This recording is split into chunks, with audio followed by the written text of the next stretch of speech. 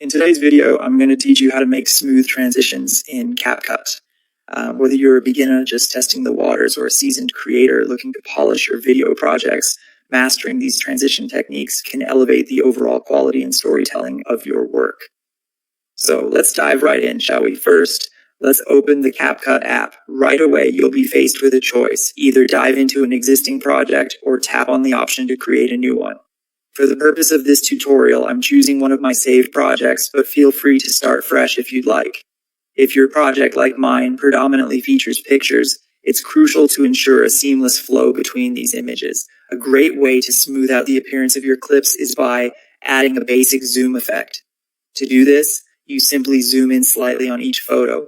This may sound pretty simple, but the subtle motion can make a world of difference, giving your sequence a nice, fluid feel. Remember, the extent of the zoom is entirely up to you, and you can adjust it based on your preference to achieve the desired smoothness. Once you're satisfied with the individual clips, it's time to enhance the overall flow by adding a transition effect. Between every pair of clips or photos, you'll notice a small white box icon.